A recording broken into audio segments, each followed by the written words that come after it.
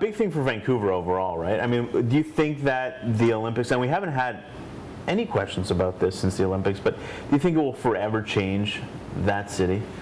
Probably, yeah. I mean, we had Expo '86, right. And that forever changed the city. You know, that was the introduction of the SkyTrain, and you know, previous to that, we had no rail public transport in Vancouver. So, I mean, I was 3 when that happened. I can't really speak. You know, you were loving it. Yeah, oh yeah. I wasn't quite, you know, this tall. I wasn't quite high enough to go on most of the rides, but. Yeah, I mean, now we have the SkyTrain that goes out to the airport. Public transportation has never been more smooth in Vancouver as it has been the last couple of weeks, and.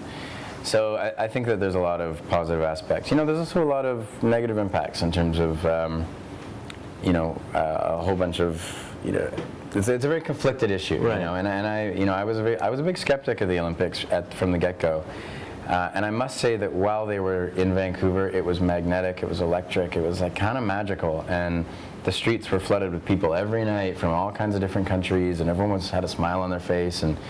I didn't see anyone fighting or anything, you know. Right. Like, it was just a really cool time, and it was, you know, I think the city really embraced it and tried to take it for, you know, just to enjoy the moment when it was happening. So, you know, the fallout is yet to be seen, but at the meantime, we're just all kind of glowing in the afterglow of what happened.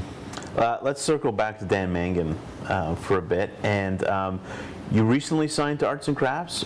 Yeah, that's a very new relationship. Just a couple of months ago, I've kind of gotten into proverbial bed with them in a management sense, and there's a label in Vancouver called ExploreMusic that put out my last record. Right. Nice, very nice. And so the record's already out. You know, right. you can't re-put it out, but. So that's a new thing. It's really exciting. They're an amazing company. You know.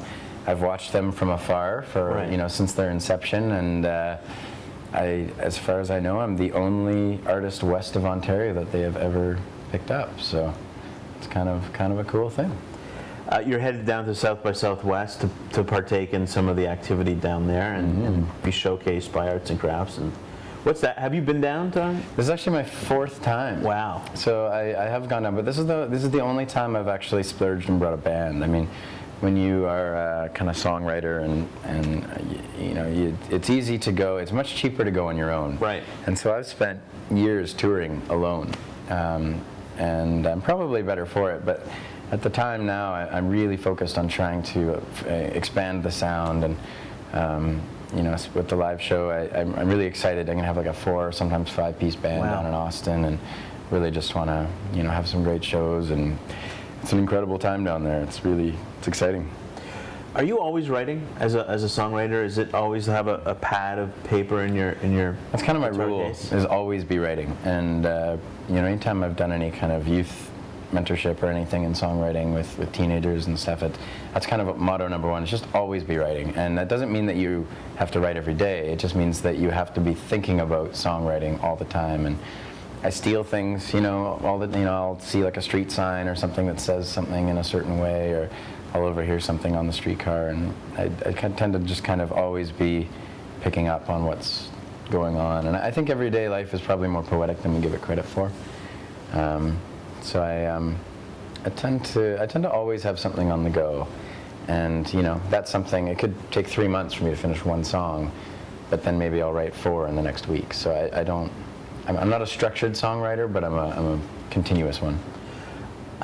Nice, very nice came out, I think, at the beginning of 2009. August, yeah. So can we expect a new record soon? Yeah, I want to start recording this fall, and that would probably have us putting out a record in the spring or summer of 2011. Wow. So that's exciting. That's definitely on my mind right now. You know, trying to figure out what I want it to be, what direction I want to go, who I want to be working with. Right. I have a feeling it'll be a little bit of a different record than Nice, Very Nice. You know, yeah. I think most of my favorite bands have never really made the same record twice. Right. And that's really important to me. I want to keep pushing myself to be as creative as possible, and keep trying new things.